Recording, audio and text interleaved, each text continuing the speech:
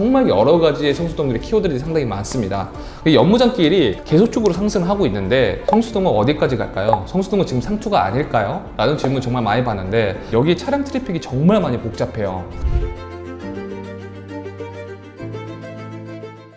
안녕하세요 오너스 여러분들, 위너스의 서치원입니다. 이번에는 월간 건물주가 아닌 좀 주간 건물주를 좀 찾아왔는데요. 이번 주에 어떤 것들이 좀 건물이 팔렸는지, 등기가 넘어간 건들도 있고요, 등기가 아직 넘어가지 않는 건들도 있으니까 보면서 간단하게 같이 스터디하면 좋을 것 같습니다. 자, 보시죠.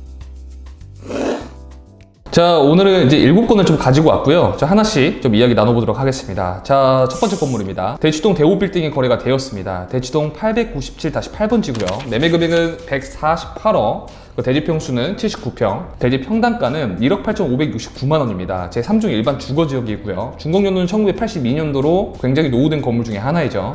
그리고 연면적은 150평으로 지하 1층부터 지상 3층으로 되어 있는 오래된 건물이라고 볼 수가 있습니다. 저희가 인지하고 있기로는 보증금이 한 2억 3,500, 월 인컴이 한 2,160만 원 정도 들어와서 매매가 148억 대비 수익률이 1.78%밖에 안 나오는데요. 이 건물의 위치가 어딘가 하면 여기 성능역 2번 출구 쪽 나와서 성능역의 가장 메인 먹자 상권이라고 할 수가 있죠. 이쪽 나오는 길에 바로 길목에 위치한 이 코너 건물입니다.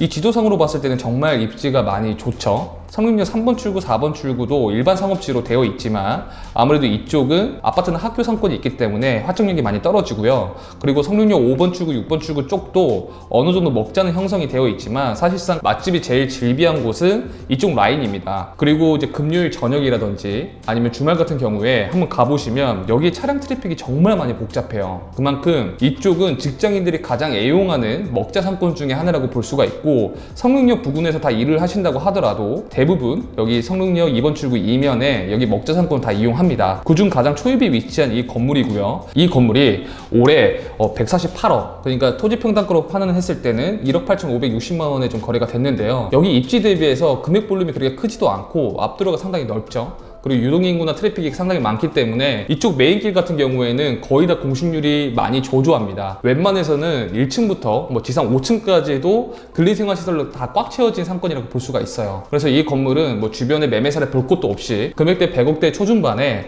토지평당가가 1억 8천대라고 하면 정말 좋은 투자라고 생각이 듭니다. 다만 단점 중에 하나는 이 건물의 지하 1층부터 지상 3층으로 용적률을 다 받지 못해서 향후에 신축을 해야 되는 좀 리스크가 발생하는데요. 신축을 해야 된다고 하면 가장 앞단이 명도가 가장 필요하겠죠. 근데 여기 라인을 가장 많이 아시는 분들은 아시겠지만 1층의 권리금이 억대가 넘어갑니다. 그렇기 때문에 나중에 이 명도를 어떻게 해소할지 이걸 좀 지켜봐야 될 것 같아요. 만약에 명도 자체를 매수인이 껴안고 그대로 매입을 했다면 명도 비용 자체가 많이 발생할 수가 없습니다. 당장 임차인을 빨리 내보내지 않더라도 임대차 계약 기간까지 기다린다고 하더라도 148억을 전에 현금으로 매입하지 않는 이상은 대부분 대출이 일으키기 때문에 대출의 이자 비용을 몇 년 동안 납부를 하면서 버텨야 되는 기회비용 자체가 좀 손실일 수가 있죠. 그래서 이런 거 전체적으로 봤을 때는 나중에 신축을 해야 된다는 리스크는 있지만 입지 대비 이 정도 금액 볼륨이 쉽게 나오지 않을 만한 입지이기 때문에 제 개인적인 생각은 잘 매입했다고 생각이 듭니다.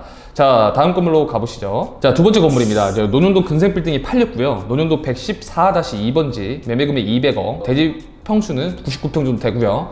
토지 평당가는 건물 가격을 한 1,100만 원 정도 산정했기 때문에 토지 평당가는 1억 6,874만 원입니다. 만약 건물 가격까지 다 포함해서 단순 대지 평당가로 환원했을 때는 2억이 조금 넘어가죠. 그리고 준공 연도는 2023년 6월 9일로 최근 2년 전에 지어졌기 때문에 신축 건물이라고 볼 수가 있고요. 연면적은 301평 정도가 되어 있습니다. 그리고 여기는 2중 일반 주거지역이기 때문에 용적률을 꽉 채워서 받았고요. 그 다음에 지하 2층부터 지상 5층으로 되어 있고 보증금하고 월세가 4억 8천에서 월 인컴이 한 4천만 원 초반 정도 예상되는 그런 건물 중에 하나였습니다. 그래서 위치를 보면 여기 이제 강남구청역하고 학동역이 있는데, 이 강남구청역 서울세관 사거리를 좀 넘어서 여기 학동 마세거리라고 하죠. 강남구청역 3번 출구 나와서 여기 보이시는 여기 큰 도로가 거의 다 요식업종이 많이 들어가 있습니다.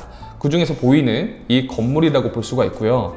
이 건물이 이제 평당 2억을 조금 상회해서 팔렸다는 건데 사실 제가 보기에는 많이 애매하긴 합니다. 여기 보이시는 이 건물이고요. 이 건물이 전면 상당히 좁고 지금 여기 들어가는 여기가 지도상으로는 되게 심하지 않게 보이는데 경사가 상당히 심합니다. 그래서 여기만큼 지하층 이점을 받기 때문에 사실상 뭐 연면적인 이득을 볼 수가 있다고는 보겠지만 여기를 직접 다녀보시거나 차량으로 다녀보신 분들은 이쪽으로 차량 인아웃 하기가 상당히 힘듭니다. 그래서 아직까지도 상층부 일부가 공실로 인지를 하고 있고요.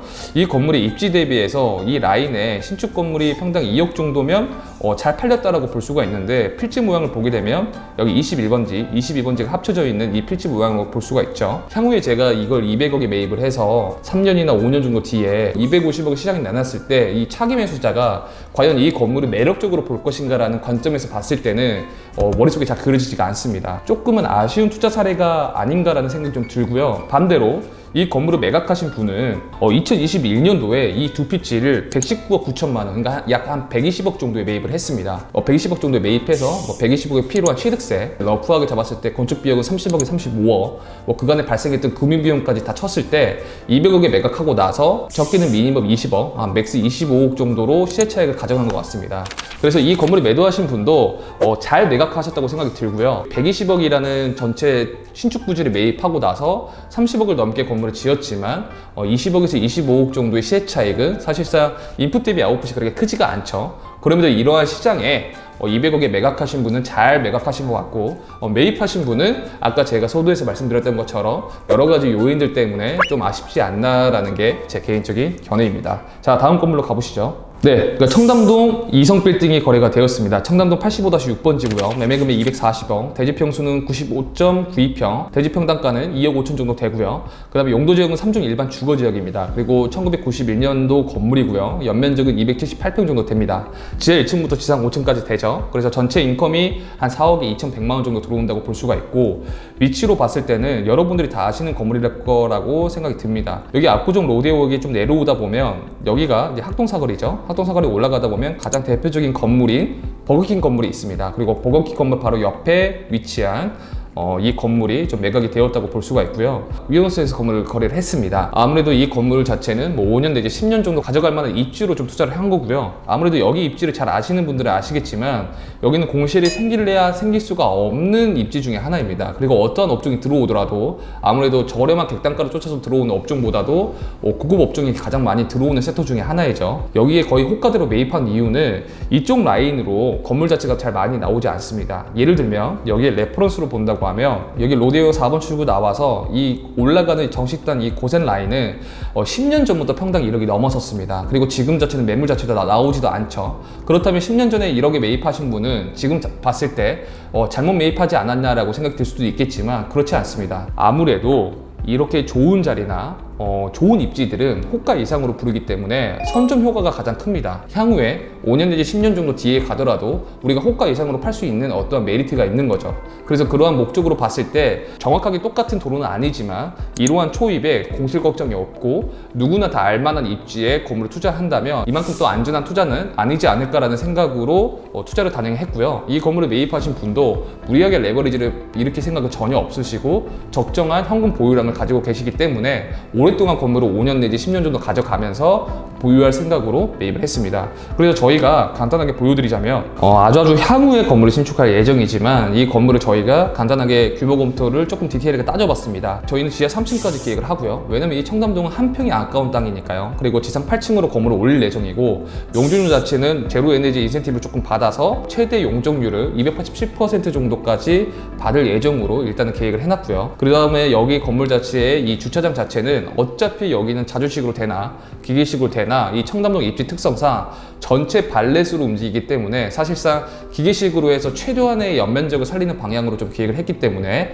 우리가 향후에 몇 년 정도 걸릴지 모르겠지만 이 건물이 지어질 때쯤이나 과정 자체를 저희가 위너스 채널에 좀 담을 수 있도록 노력하도록 하겠습니다.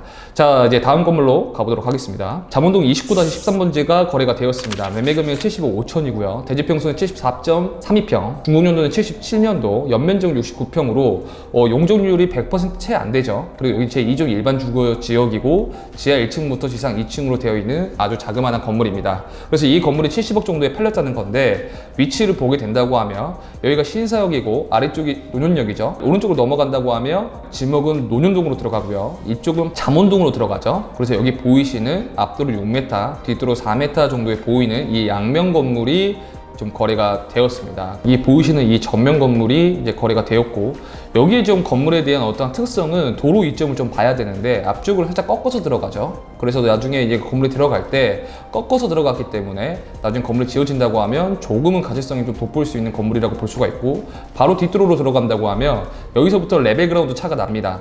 이쪽으로 다녀보시는 분들은 뭐 충분히 아시겠지만 여기가 언덕길이 상당하거든요. 보이시면 이쪽에 내려오는 길목 쪽으로 전부 다 언덕길이죠. 그래서 내려가는 이 경사면이 좀 심하기 때문에 이쪽이 메인 건물 출입구가 되겠고요. 여기 보이는.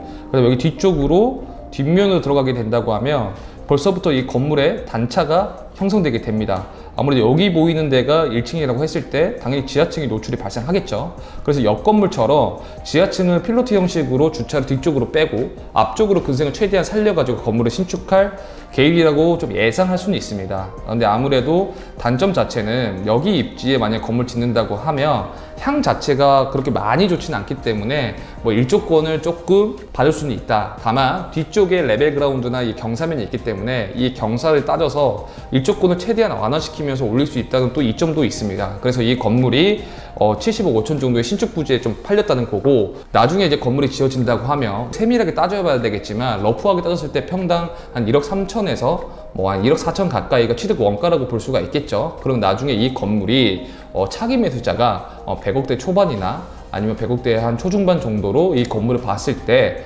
매력적으로 느낄 수 있을까라고 반대 입장에 대해 생각해 본다고 했을 때 그렇게 매력적이지는 않을 것 같아요. 그 이유 첫 번째는 아무래도 입지적으로 봤을 때는 여기 이면에 신축 건물을 100억 이상 투자하기가 많이 아쉽겠죠. 제가 이제 매번 말씀드리는 이제 대체적인 부분에 따라서 많이 아쉬울 수가 있고요. 두 번째는 여기는 잠원동입니다.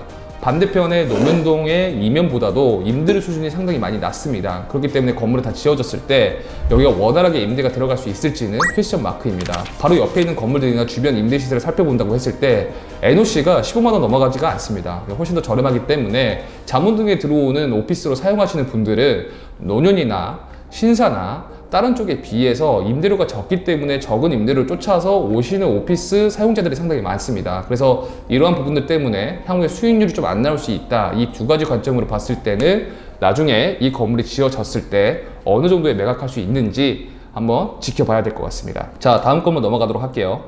오티움 건물이 팔렸습니다. 역삼동 671-13번지고요. 매매금액 105억, 대지평수 72평, 건물가격 다 포함해서 단순 토지평당가는 1억 4,560만 원이고요. 여기는 제1종 일반 주거지역이죠. 19년도에 건물 신축을 했고 연면적은 160평, 지하 1층, 지상 4층인 건물입니다. 그래서 전체 보증금 월세가 한 2억 5천에 월 인컴이 2,100만 원 정도 들어오는 걸로 알고 있었는데 이 건물이 이제 거래가 되었다는 거고요. 그래서 위치가 어디냐라고 했을 때는 여기 역삼역 보게 된다고 하면 역삼역 이면에 이 GS타워 바로 이면에 위치한 여기 먹자상권이죠. 여기가 이제 먹자상권 메인길이라고 볼 수가 있는데 여기 메인길에 올라가는 이 북향 코너 건물이 이제 신축 건물이 거래가 됐다는 겁니다. 그래서 여기는 좀 특이한 조화를 이루는데 역삼역의 GS타워 뒤쪽으로는 이 메인길은 먹자가 형성이 되어 있고 이 골목까지도 다 먹자예요. 근데 그 상층부로는 특이하게 또 오피스가 또 형성이 되어 있습니다. 또 반대로 이 분위기에 좀 맞물려 있지 않게 좀 부티크 사옥들이 몇 가지가 좀 있기도 해요. 그래서 이 건물 자체가 105억 정도에 팔렸다는 거고 맨 처음에 시장가가 135억 정도 나온 걸로 알고 있습니다. 그러다가 130억,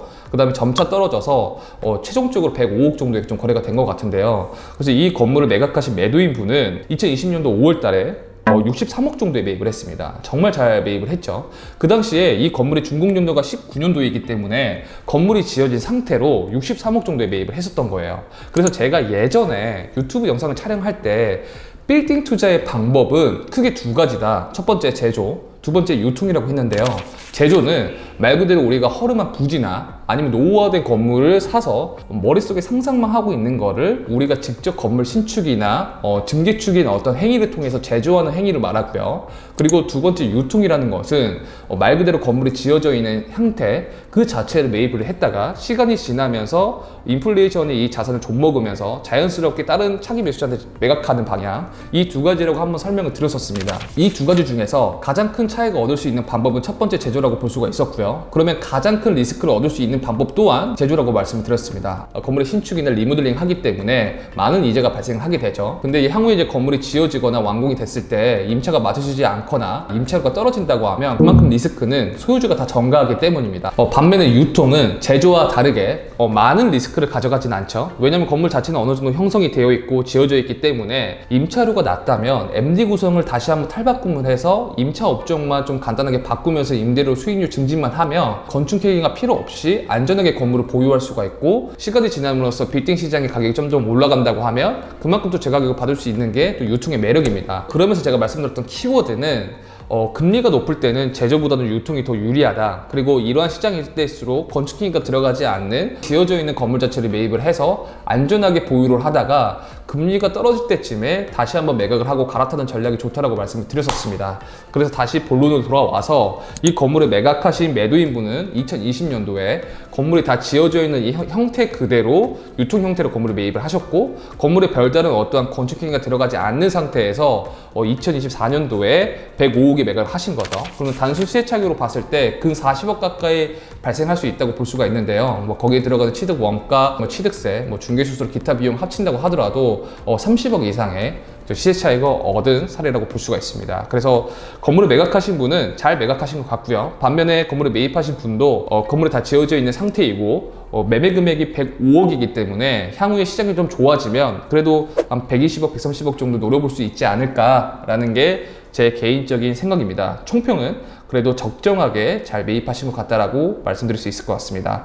자, 다음 건물 넘어가도록 할게요. 반포동 무주빌딩이 거래가 되었습니다. 반포동 91-2번 지점, 매매금액 132억 4천만 원, 그 다음에 대지평수는 126평, 토지평당가는 건물가액 250만 원 정도 산정한 뒤 봤을 때 9,452만 원입니다. 그래서 용도지역은 2종 일반 주거지역, 준공연도는 2005년도, 연면적은 462평, 그 다음에 용적률이 293.78% 정도 됩니다. 이 말즉스는 2종 일반 주거지역은 200%밖에 못 짓죠. 근데 이거는 건축법 개정 전에 건물을 지었기 때문에 300% 가까이 건물을 지은 겁니다. 그래서 연면적으로 환원하면 120평 정도 이득을 봤다고 볼 수가 있고, 이걸 층수로 계산한다고 하면 두 개 층이 공짜로 좀 얻어갈 수 있는 면적이라고 볼 수가 있어요. 그래서 이러한 건물들은 토지 평당가도 되게 중요하지만 이 연면적 단가를 주변 건물하고 비교하는 것도 하나의 비교 사례라고 볼 수가 있겠죠. 그래서 이 건물이 올해 131억 4천만 원 정도의 거래가 되었고, 보증금 3억 5천에 월 인컴이 3,800만 원 정도로 인지하고 있습니다. 그래서 수익률이 3% 중반 정도 됐었던 아주 준수한 건물이라고 볼 수가 있습니다.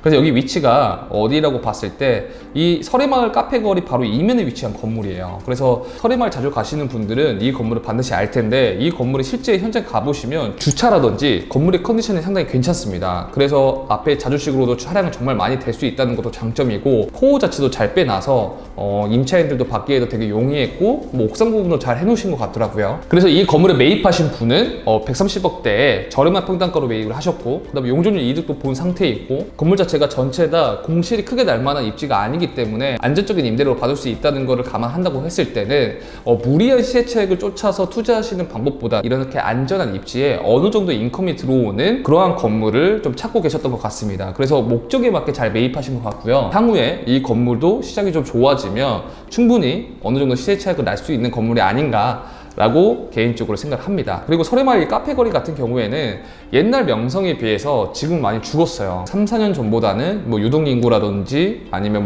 건물의 수익률 자체가 그렇게 많이 상승하지는 않았는데, 그럼에도 불구하고 이 설해마을 그리고 반포동이라는 어떠한 입지라고 봤을 때는 고급 업종들이 간혹 가다가 많이 들어오거든요. 그래서 유럽식 레스토랑도 상당히 많고요. 또 거기에 맞춰져 있는 대기업들 프랜차이즈로 많이 들어오기 때문에 안정적인 수익 목적으로 좀 쫓는다고 하시면 여기도 한번 검수해 보시면 좋을 것 같습니다. 자, 넘어가도록 할게요. 성수동 건물이 거래가 되었습니다. 성수동 2가 272-9번 지고요. 매매금액 125억, 대지 평수가 51평입니다. 그리고 준공연도는 91년도고요. 연면적은 135평 정도 됩니다. 그래서 지하 1층부터 지하 4층으로 되어 있고 51평 대비 125억 정도면 평당 2억 4,500만 원 정도에 좀 거래가 됐던 거죠. 근데 여기서 사실 맨 처음 이 건물의 시작가는 한 125억 정도 됐었는데 125억에서 130억 사이로 좀 거래가 된 것 같으니까 러프하게 평당 한 2억 5천 정도에 좀 거래가 되었다고 보시면 될 것 같습니다. 그리고 이 건물을 보시면 가장 특이한 점은 월세가 9천만 원입니다. 전체 파워스토어로 사용 중에 있고요. 이 연면적, 대지평수 대비해서 엄청난 수익률이라고 볼 수가 있죠. 그래서 입지를 본다고 하면 성수동 이 동연무장길에 위치한 이 코너 건물입니다. 요새 성수동이 정말 많은 키워드가 귀에 많이 들리죠. 성수동 생각을 하면 정말 많은 유동인구, MZ세대들의 성지, 그리고 파업들의 성지, 고급 아파트의 성지, 그 다음에 서울숲이라는 어떠한 테마, 정말 여러 가지의 성수동들의 키워드들이 상당히 많습니다.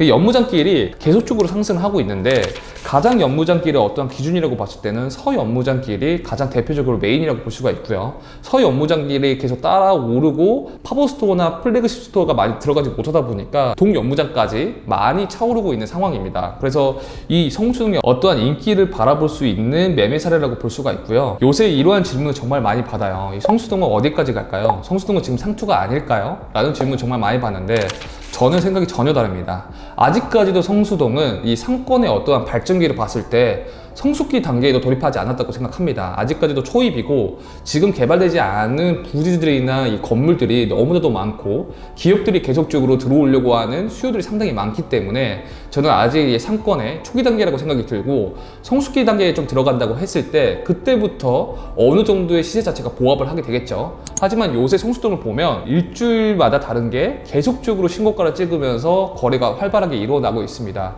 저희 회사에서도 성수동 쪽으로 매입하시려고 하시는 우량한 클라이언트 분들도 계속적으로 대기 중에 있습니다. 그래서 성수동 자체는 앞으로 저는 계속적으로 오름세라고 좀 생각이 들고요. 예전에 제가 성수동에 대해서 간단하게 설명을 드렸을 때는 아무래도 태안로의 70% 정도는 시세에 좀 따라가지 않을까라고 좀 생각을 했었습니다. 하지만 제 생각 외로 그 기간이 훨씬 더 단축되고 더 가파르게 빠르게 올라가고 있는 것 같아요. 그래서 저는 향후 성수동이 3년 내지 5년 뒤에는 지금의 평당가보다는 훨씬 더 많이 올라서 진입하기가 어려운 시대가 오지 않을까라는 게 제 개인적인 생각인 거고요. 두 번째로는 성수동 팝업스토어가 전부가 아니냐, 이 팝업스토어가 전부 다 떠나면 이 성수동 연무장길도 망하지 않느냐라는 의견들이 상당히 많습니다. 그리고 이러한 부분들은 비교 방식이 다르지만 가로수길이라고 비교하시는 분들이 상당히 많죠. 근데 여기에 대해서 표면적으로 전혀 다르다라는 거를 여러분들이 좀 이해를 하셨으면 좋겠습니다. 가로수길 자체가 예전에는 안테나샵과 플래그십 스토어로 정말 많이 질비했어서 나로수길이나 세로수길로 확장이 됐었지만 반면에 이 신사동 그 가로수길 주변으로는 우량한 기업들이 많이 들어가지 못했습니다. 그리고 경사면이 상당히 많이 지어져 있었죠. 그리고 이종이라는 이 용적률의 한계도 존재했었습니다. 반면에 이 송수동 같은 경우에는 이 팝업스토어 연무장길만 염두하는 게 아니고 주변에 들어가 있는 기업들이 상당히 많죠. SM 엔터테인먼트, FAC 엔터테인먼트, 그 다음에 무신사, 젠틀몬스터, 크래프톤, 그 다음에 그 밖에 정말 많은 IT 업계들, 아웃웨어, 코스메틱, 그 다음에 대기업들, 아모레퍼시피, 그 다음에 삼성물산까지 정말 많은 기업들이 많이 몰리고 있습니다. 그리고 IT 업종들한테 인센티브를 주면서 판교에서 성수동으로 들어올 수 있게끔 혜택을 계속적으로 주고 있죠. 그리고 거기에 따른 용적률을 400%에서 조금 더 인상을 시켜줘서 560%, 정말 공개공지를 많이 확보한다면 최대 800%까지도 신축이 가능한 어떤 인센티브 요소도 좋습니다. 그럼 여기에 딸려오는 디벨로퍼들이 정말 많이 들어오게 됐죠. 최근에 거래됐던 성수동의 아우디 부지라든지 아니면 주유소 부지 같은 거를 봤을 때는 SK D&D라는 대기업들 회사들하고 많이 들어오고 있고, 요새는 외국계 회사가 펀드를 맺어서 성수동이나 건물을 매입하시려고 하는 운용사들도 상당히 많습니다. 이 밖에 성수동은 서울숲이라는 테마가 있죠. 그리고 투리마제나 아크로라는 고급지구라는 어떤 배경 자체가 있습니다. 그리고 그 옆으로는 성수동 전략지구가 있죠. 향후에 이 라인 자체가 정말 고급지구의 스카이라인으로 바뀌고, 그리고 서울숲이라는 어떠한 테마, 그 다음에 중공업 지역이라는 어떠한 밸류, 그 다음에 대기업들의 어떠한 인프라 창출, 거기에 따른 특색 있는 어떠한 팝업스토어들이나 아니면 특색 있는 맛집들, 그리고 전체 다 경사면이 아니고 전체 다 평길이라는 점으로 봤을 때는 아직까지도 성수동은 상권의 발전기가 계속적으로 흘러갈 수 있다라고 볼 수가 있을 것 같습니다. 그래서 지금은 성수동은 지금 상투가 아니냐라고 생각하시지 마시고 이 성수동을 평당 2억 5천, 평당 3억 이렇게 매입하는 이 매입자 입장에서 반대적으로 생각해 놓고 반출을 해보시면 이 투자에 대해서 어느 정도 힌트를 얻을 수 있지 않을까라는 게 제 생각이고, 그렇게 많이 생각을 해야지만 우리가 어떠한 투자를 하더라도 조금의 투자에 대한 유연성을 좀 가질 수 있지 않을까 라고 저는 생각을 합니다. 그래서 이 건물 자체도 잘 매입했다, 잘 매입하지 못했다라고 표현하기보다도 성수동이 우리가 예상한 데 그대로 좀 흘러가고 있다, 그리고 성수동의 현재 상황 자체를 보여주는 매매 사례라고 생각이 듭니다. 자, 오늘은 총 6건의 간단한 건물건을 좀 가지고 와봤는데요. 혹시나 여러분들이 이 매매 사례에 대해서 어떻게 생각하시나요? 라고 생각하신다면 뭐 댓글이나 아니면 카카오톡 문의하기나 아니면 인스타 DM이라든지 메일로라든지 주시면 제가 제 짧게나마 개인적인 견해를 말씀드릴 수 있도록 하겠습니다. 다음번에도 더 알찬 매매 사례를 가지고 와서 제가 생각하고 있는 것들을 여러분들한테 조금이나마 도움될 수 있도록 더 노력하도록 하겠습니다. 우리 모두 빌딩의 오너가 되는 그날까지 위너스가 함께 하도록 하겠습니다. 감사합니다.